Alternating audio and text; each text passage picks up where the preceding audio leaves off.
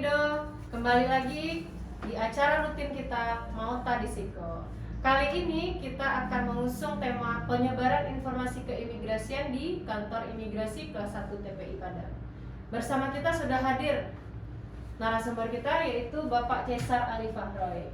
Silakan Pak, dikenalin dulu. Perkenalan. Perkenalan. Iya. Kemarin Bapak selaku host kan? Iya. Sekarang Bapak narasumber. Makanya pertanyaan kenapa bisa dibanyak? Itu kan kursi saya jadi banyak. Iya, sekarang karena penyebaran informasi Pak.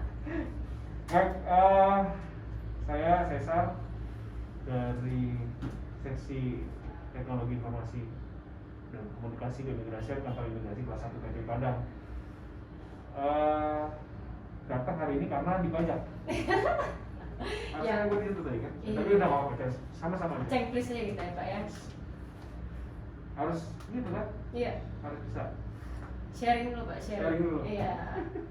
Jadi Jualan. jadi Pak, pada Mauta di Siko edisi sekarang ini Pak. Nah, kita ingin mengetahui nih Pak, gimana sih Pak strategi taktik dari seksi TIKIM atau TIKIM Pak? TIKIM dalam menyebarkan informasi keimigrasian. Nah, bagaimana Pak strateginya supaya masyarakat nih puas dengan hasil pelayanan di kantor imigrasi Padang? Jadi sebenarnya kalau penyebaran informasi keimigrasian, karena kita ada dua di TIKIM itu ada bengkong teknologi, informasi dan komunikasi, terutama dan kehumasan. Nah, kebetulan hari ini saya dipercaya untuk bengkong kehumasan, ya oke, berarti kita jelaskan kehumasan. Pada prinsipnya di kantor imigrasi kelas 1 TPI Padang. Sebenarnya humas kita mau bikin sebagai konsepnya sebagai ruang kreatif. Ruang kreatif kenapa? Supaya bagaimana pesan yang ada di kantor imigrasi ini bisa tersampaikan ke masyarakat luar. Yang kedua, bagaimana pesan ini dapat membangun image dari kantor imigrasi kelas 1 TPI Padang. Itulah visinya sebenarnya, misi dari humas yang ada di kantor imigrasi kelas 1 TPI Padang. Sehingga memang kalau kita lihat banyak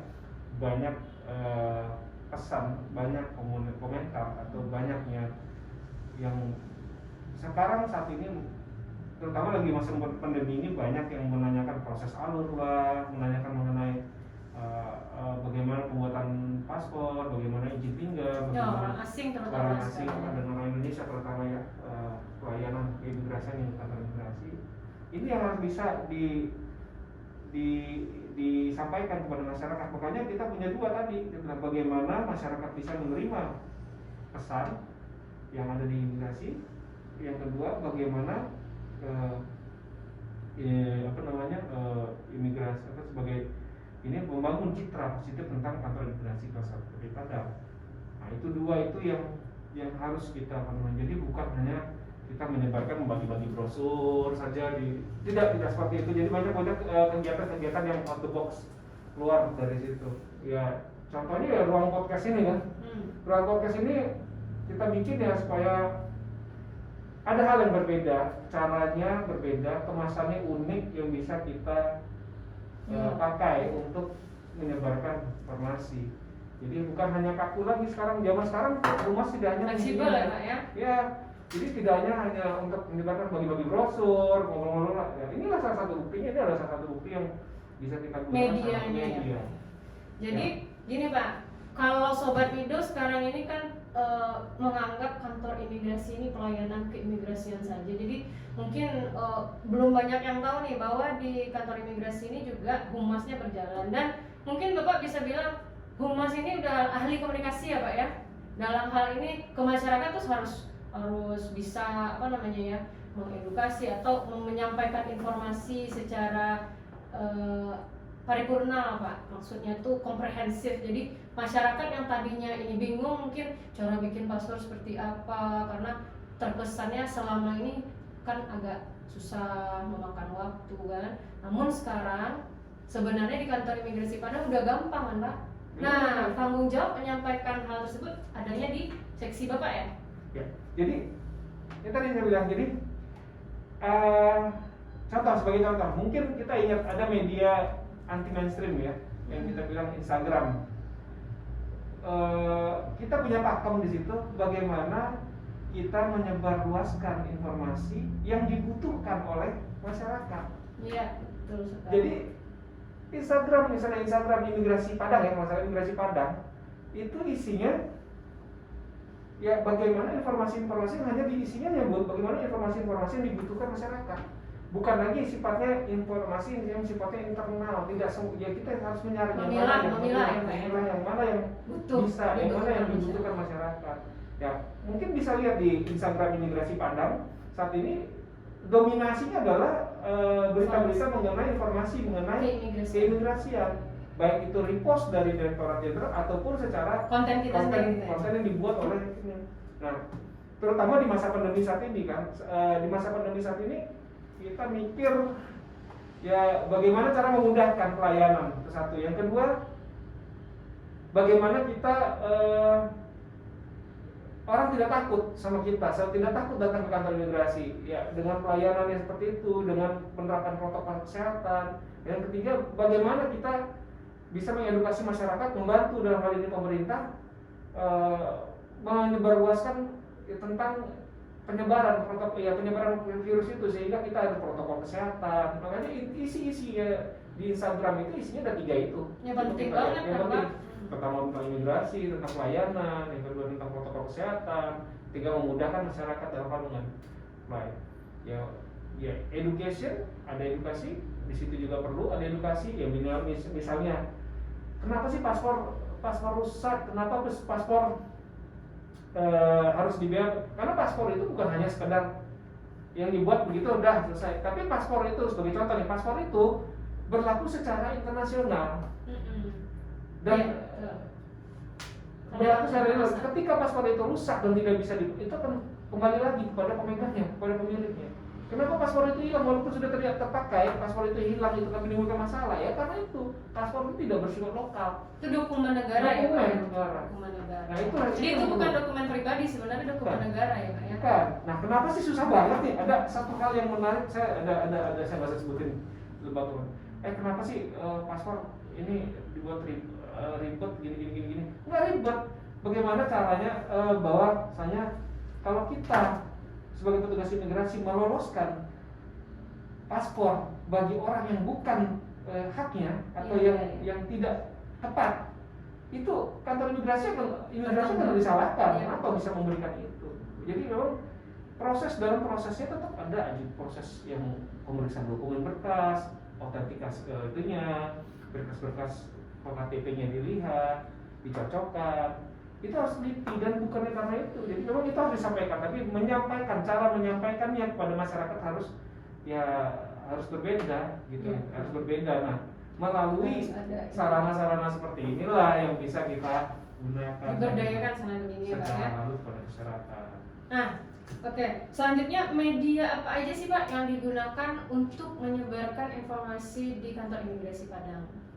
Medianya ya tentu ini produk baru.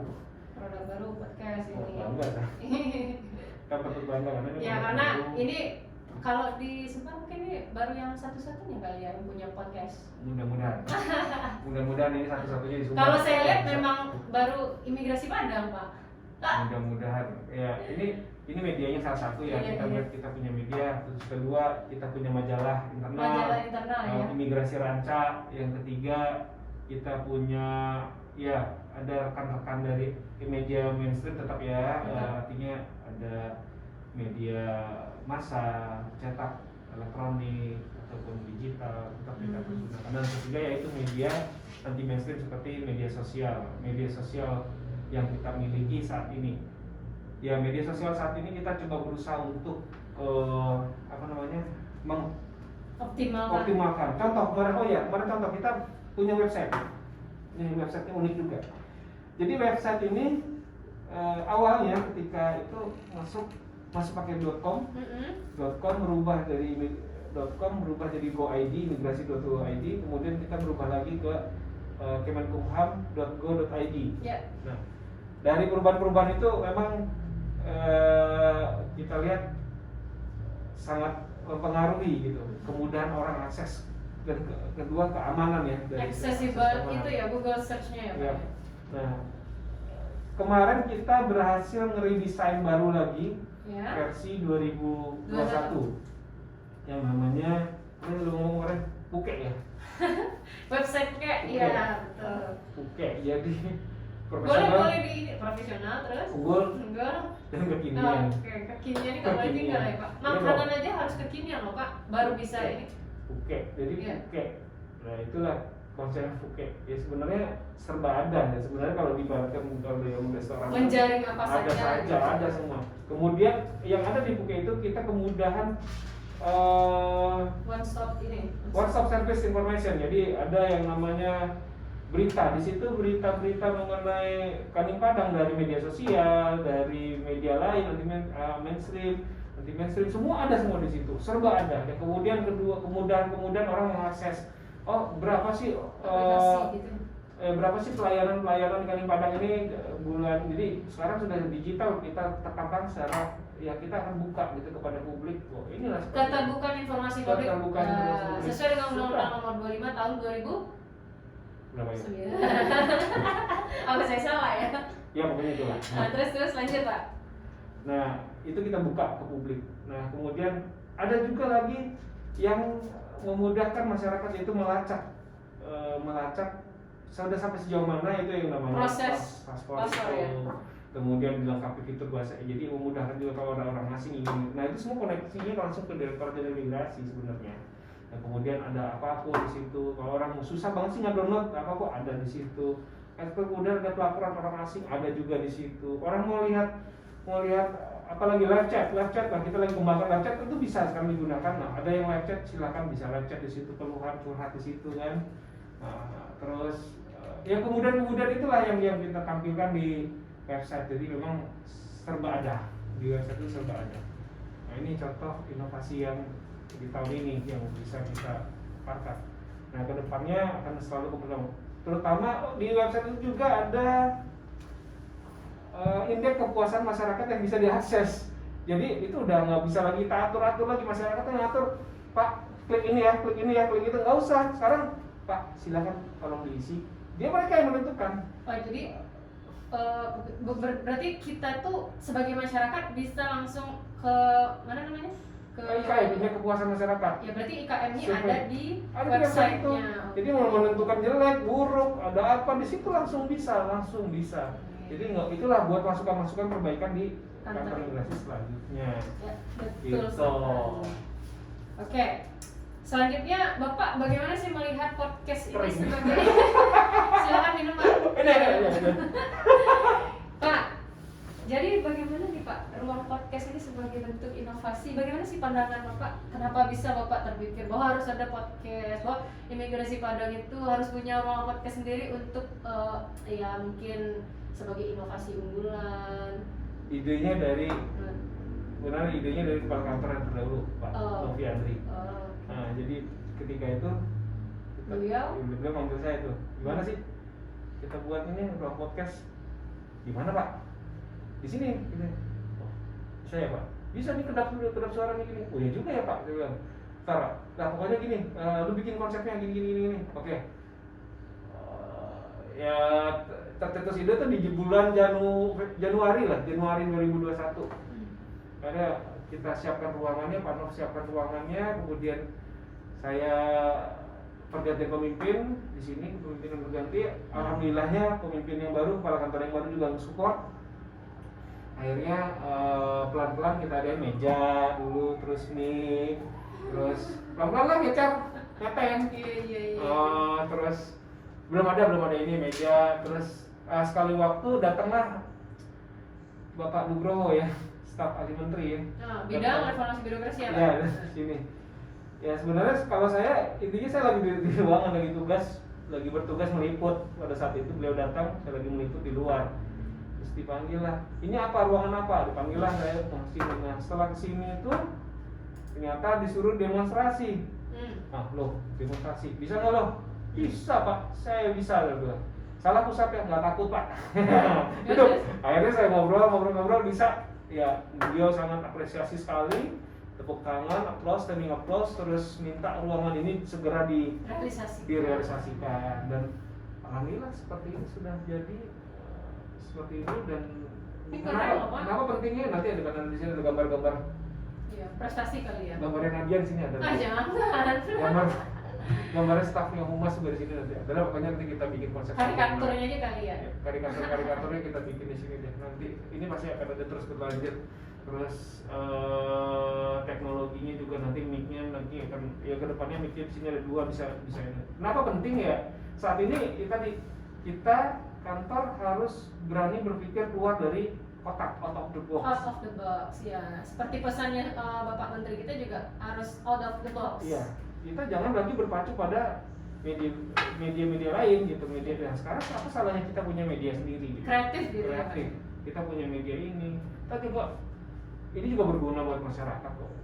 Alat-alat ini bisa, dan saya berpikir seperti itu ya. Kemudian nah yang pertama ini nggak mudah, yang saya agak khawatir itu memang nggak mudah mencari orang yang talentnya. Talent apa dulu nih Pak? Talent di kamera. Talent buat jadi ya udah hostnya host gitu. lah kan, jadi Banyak kali Pak. talent ini nggak mudah. Kalau banyak orang yang malu kucing, saya cat ya. malu kucing kalau depan kamera. Ya kalau saya sih masa bodoh ya. udah lah kayak kita ini aja lah, kita coba lah beberapa, termasuk Nadia juga kan. Ya ini duduk di situ. Duduk manis. Ini gue belum terima kenapa bisa di situ, tapi nggak apa-apa. Kedepannya nanti yang membawa acara pun. Emang kita kebalik loh Pak. Tapi Bapak karena pakai baju podcaster. Bajunya Nadia nih. Ya lanjut Pak. Enggak, jadi nanti kedepannya nanti ya co-hostnya atau hostnya itu ya dari lingkungan ya Nadia, ada Bu Anggun, nanti kita bikin, bahkan kita buat jingle sendiri nanti. Keren banget kan tadi Ada dikasih jingle ya? Ada nanti. Jingle-jinglenya ada nih. Ini kita Pak, butuh pojok kreativitas lah di sini Pak. Iya. Bikin lah Pak pojok kreativitas kan. Karena Sementara- Bapak orangnya kreatif nih kayaknya. pojok kreativitas sementara di sini dulu. Oh, di sini. Kita fokus dulu nih. Satu tempat ini Iya. bagus, acara ini berjalan bagus. Dan rutin ya, jangan Rutin, lupa jangan rutin. putus rutin, hostnya tetap bagus berjalan, dan mudah-mudahan Narasumbernya bisa variatif juga ya Oh Pak, iya, dari narasumber. instansi lain gitu. narasumbernya kita sekarang lagi berpikir Ada MOU nggak Pak? nggak ada gini, Oh, ini kita udah. coba nanti narasumbernya dari luar. Tapi berhubungan dengan Imigrasi, imigrasi, pasti. pelayanan. Pelayanan. Nah, kita mau coba-coba nih nanti dari masyarakat luar. Oke. Masyarakat Seperti luar. contoh Bapak. Pemohon, kita nggak usah jauh-jauh. Oh pemohon. iya betul. Bagaimana ini? Pemohon nanti pemohon duduk sini, tarik ini bentar, Bu. Duduk sini, nah, mau minum kopi nggak? Puasa ya? Iya puasa. Nanti Nanti after Lebaran. Lebaran. Bu, minum kopi lah, ngobrol santai bentar dong, ngobrol santai, nanti Nadia yang ngobrol, di sini ajak ngobrol, bagaimana nih pelayanannya, apa yang masukan Ibu, ya testimoni ya dalam hal dikemas, testimoni kemasan dari ini ya. Kenapa sih kita nggak bisa bikin hal seperti itu? Di instansi lain bisa kok. Video 20 detik, video 20 detik, video 5 detik, video 6 detik. Kenapa kita nggak bisa bikin ya video testimoni 6 detik? Itu bisa. Kita 6 detik Pak. ya misalnya 6 detik. Detik apa isinya Pak? Ya bagus gitu. Belum apa-apa. Oke. Ya bagus. Nah, itu doang kan bisa tuh. Padahal masih ada, tapi saya masih belum selesai. Makanya dibikin 6 detik. Takutnya panjangnya beda kan? Ya sebenarnya 6 detik aja. Ini ya namanya strategi Pak. Itulah Ahli strategi dagang. strategi kayaknya. Itulah strategi dagang. Ya kan? Life is selling tanda kutip. Hidup adalah jualan tanda kutip. Jualan apa dulu? Ya kan? Apa yang bisa dijual dari seorang Cesar? Ya, ini bisa dijual. Apa yang bisa dijual dari seorang Nadia? Misalnya talentnya bisa dijual. Apa yang bisa dijual dari saya? Misalnya saya punya ini produk ini, misalnya saya jual nih ini gitu. Itu ya saya jual. Yang penting kan bermanfaat. Yang penting bisa bermanfaat. Ya itu tadi, ide tidak terbatas oleh tembok.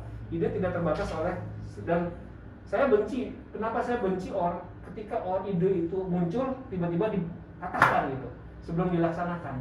Nah itu. Jadi kenapa tadi saya bilang video misalnya 6 detik. 6 detik kenapa dibilang 6 detik? Ya imigrasi bagus. Selesai 6 detik enggak sampai. Imigrasi bagus kan? Selesai 6 detik. Kreatif iya, tapi kalau ketika itu cuma satu orang mungkin nggak rame. Emasnya beda lagi. Apa yang bisa gue jual? Kalau rame-rame 10 orang bilang imigrasi bagus, dibikin kotak-kotak tampilan bagus. Mau ngomong apa? Iya. Tetap bagus, imigrasi bagus. Atau di sini kita pasang di sini, jempolnya kita ambil, tat, bikin sampai bikin mozaik di sini. Itu kan penyajian itu bisa dijual kepada masyarakat. Jadi Baik lagi image yang kita bangun. branding inisial ya. Iya, itulah kan dari awal saya bilang tadi. Nah, ini bentuk kreativitas dari Sensitiki juga ya Pak ya. Oke. Nah, inovasinya berupa ini. Tapi saya dengar-dengar majalah juga inovasi tuh Pak. Majalah? Ayo. Kamu juga yang nulis. Kan nulis ya saya. Tapi kan kita Redaktur pelaksananya adalah Nadia. Tapi balik lagi nanya ke Iya, Pak. Bapak. Redakturnya siapa Pak? Bapak. Jadi Jadi majalah apa nama majalah Bapak Pak? Imigrasi Ranca ya. Imigrasi Ranca, entahlah dari mana. Ranca pokoknya. pelayanannya atau ranca orangnya Pak? Ranca orangnya, ranca Oh. pelayanan. Oke. Ranca. Nah setelah saya datang ke sini bertugas pas sini tuh apa yang bikinnya? Termasuk ini loh kan, ini Mauta di Siko balik lagi. Mauta di Siko kan. Mauta di Siko itu gara-gara saya ngomong mangecek bahasa Padang mangecek gak ada Pak, kata Kasubag TU Bude Frianti. Terus kata Bude Frianti, Pak coba ngomongnya gini aja, Mauta di Siko. Ya ngomongnya maksudnya ngomong di sini aja gitu, Mauta ngomong di sini aja namanya Mauta di Siko. Itu ya ada. Unik juga ya, gitu. Akhirnya unik juga ya Bu. Nah saya makanya di dalam acara ini saya nggak akan lupakan acara ini dari inisiasinya dari Bude TU. Nah gini, dari kita live IG, Nadia kan sebagai hostnya waktu itu live IG-nya, kemudian kita talk show, dari talk show kemudian kita podcast. Jadi ini akhirnya nih. Akhirnya kita kalau podcast, akhirnya itu. Tapi akhirnya kita punya tiga versi dari Mauta di Siko. Ada live IG, Triloginya. Jadi ada live IG, ada talk show, ada podcast. Nah itulah Mauta di Siko. Akhirnya bertiga ini keluar Mauta di Siko itu di situ. Nah itu. Yang kalau majalah kemarin waktu saya kesini itu berpikir apa ya ngomongnya? Imigrasi bagus tuh imigrasi Ranca kali itu. Itu malam ke Cetusan malam. Waktu itu Nadia belum masuk ya, belum masuk ke humas waktu itu. Saya belum masuk. Jadi siapa ya? Oh, Rino. Kapan melahirkan Pak? Ya Rino. Jadi nah itu tuh malam-malam itu kita lagi ngedesain bareng-bareng, kita lagi desain. Nah satu lagi, saya Mauta di Siko ini saya terlibat. Majalah Ranca ini saya terlibat 60%. 60%. Kenapa? Saya desain juga, saya foto juga, saya nulis yang pertama. Karena saya pikir ini Kaning Padang nggak ada majalah internal, harus punya. Makanya ya harus ada yang meneruskan. Karena saya benar-benar konsentrasi di majalah ini di tahun yang lalu. Beratnya adalah memulai. Mendaftarkan ISSN. Ya, waktu mendaftarkan ISSN itu Nadia sudah ada. Nah, waktu mendaftarkan waktu dalam proses desain ini Nadia belum ada. Jadi mulai desain template-nya seperti apa, terus kemudian saya berdua tuh sama Rino sama saya berdua itu. Terus bagaimana menulis, setelah itu saya menulis terus apa aja yang ditulis semua akhirnya dimasukin ke template itu. Dan waktu itu Pak Noviandri sebagai kepala kantor support, ya udah support, silakan lu bikin ide kreatif kayak apa. Jadi ya saya support di situ, bersyukur ada pimpinan yang support, saya buka di situ 1, 2 kita kerja berdua aja sampai malam, akhirnya jadi. Nah begitu jadi kita mikir, nah ini majalah kok tanggung amat ya kalau kita luncurkan dalam proses yang hanya luncurkan begitu aja kita gampang lah besok, tapi kan harus ada berkesinambungan ya, jalan terus gitu. Nah terus harus ada berdaya guna buat pegawai di sini. Apa? Di sini ada jabatan fungsional JT, kamu kan JT kan? JT analis supaya mereka ini bisa menulis dan mereka mendapatkan angka kredit. Nah, saya akhirnya cari tahu idenya di tempat saya bertugas dahulu sebelum di Kaning Padang. Saya di Kaning Bandung. Di Kaning Bandung itu ada majalah juga. Akhirnya saya coba cari-cari cara pengurusan izin, bukan izin namanya international standard ya. bagaimana cara mengubah serial number ya, standar serial number itu ISSN. Akhirnya diliti di lembaga ilmu pengetahuan, dapatlah itu ISSN itu. Jadi inilah akan membawa berkah buat anak-anak teman-teman yang JP yang ingin mengangkat kredit. Ya. Bagaimana mereka bisa menulis itu dapat angka kredit, tambahan angka kredit. Nah, akhirnya keluarlah itu nomor ISSN-nya. Dalam waktu sebulan kamu masuk waktu itu kan pakai nama kamu ya. Jadi kita bareng-bareng urus ya. Itu keluar di bulan Oktober menjadi majalah 6 bulanan sekali. Nah, 6 bulan sekali dan tidak, ini jarang juga institusi punya majalah di Padang ini. Ternyata saya juga cari institusi ya imigrasi ya, tetap. Ya karena core bisnisnya itu pelayanan ya Pak ya. Imigrasi jarang, baru kantor imigrasi aja kadang yang punya majalah seperti itu. Akhirnya kita terbit sudah terbit ya sudah, cetaknya udah keluar, kita ini kan jadi 6 bulan sekali. Nah ini edisi yang kedua yang Nadia terlibat sebagai redaktur pelaksananya dan saya sebagai pemretnya. Tentunya saya juga tidak salah-salah dalam menunjuk ya, karena saya punya alasan. Dulu biasa nulis, gua biasa nulis, nanti ada teman-teman yang lain, ada Anggun itu juga sebagai sekretnya juga nulis, biasa nulis. Ada tim lagi Pak Firman yang biasa nulis juga, di humas juga ada Bulani biasa nulis juga. Ya akhirnya kita gabungin, jadilah karya Tikom. Sementara ini karya Tikom, kenapa? Karena semua dari anak-anak Tikom, dari kita untuk kita.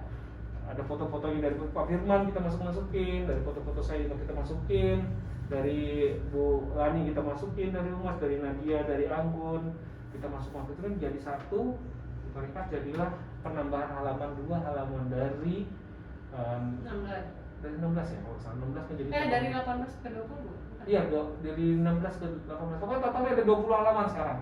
Dan itu yang kita banggakan, kita terbit kedua di bulan ini sudah nambah halaman. Dan itu isinya ya buat masyarakat. Nah, kembali lagi Pak ke masyarakat. Nggak protes kan? Nggak protes kan kalau ditunjuk suruh nulis, nggak protes. Yang penting itu aja. Yang penting ini Pak, bermanfaat kan. Ya. Lalu gimana nih strategi Bapak terhadap isi dari majalah? Maksudnya sumber-sumbernya. Terus bagaimana Bapak membuat pakem? Terus apa aja yang menjadi indikator untuk bisa masuk ke majalah Bapak? Ayo. Jawab sendiri aja, ada perluasan. Bapak ada sumbernya. Jadi ya kita kan kemarin ngobrol ya Pak, tentang majalah ini. Majalah ini pakemnya harus dibuat seperti apa, penulisannya seperti apa. Ya, terus apa saja informasi yang kedepannya sih pengen memuat informasi tentang ya tadi itu. Saya pengen memudahkan masyarakat dalam hal mencari informasi.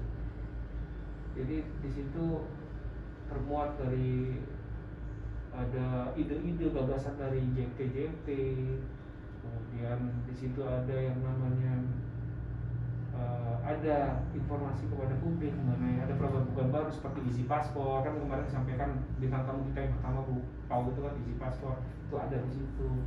Mengenai syarat-syarat izin tinggal, pengajuan izin tinggal ada juga di situ. Kemudian ada berita-berita seputar Klanin. Kemudian ada juga ya memuat cerita Instagram kita, bagaimana intinya akan lebih memudahkan masyarakat. Itu strategi saya, dan penyebarannya nantinya akan ke arah di public area, misalnya di mall, kemudian nanti di distrik capil, nanti ada di kabupaten, di kota-kota pemerintahan, atau di bank. Itu saya ingin sekali seperti itu. Jadi memang distribusinya yang sekarang harus kita pikirkan, harus juga. Sementara ini kita baru sampai di dinas-dinas, di dinas-dinas yang ada di wilayah kerja Kota Administrasi Kelas 1 di Padang, Sawalunto kemarin, terus kita ada di dinas distrik capil di Solo. Itu sekaligus juga membina komunikasi. Itu yang ada. Di Mentawai pun kita taruh.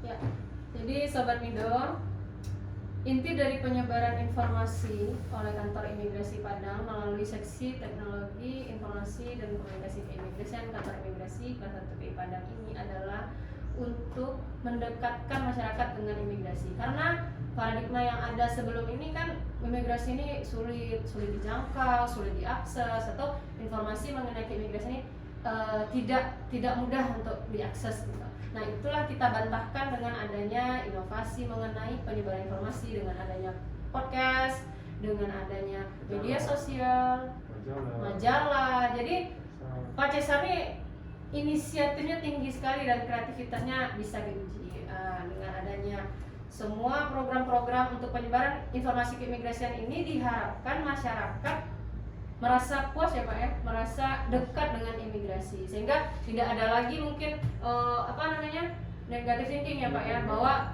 susah mengurus paspor, padahal sudah tidak susah loh, sudah gampang sekali, dan kita bisa datengin kalian kalau seandainya mau ya Pak ya, ada isi paspor, itu nggak perlu lagi daftar online, itu bisa kalau mau komunitas ya Pak ya, bisa ke rumahnya pemohon ya Pak ya. Jadi ya yang tambahin satu lagi ya. Ini semua kreativitas nggak bisa jalan kalau nggak ada dukungan dari pimpinan.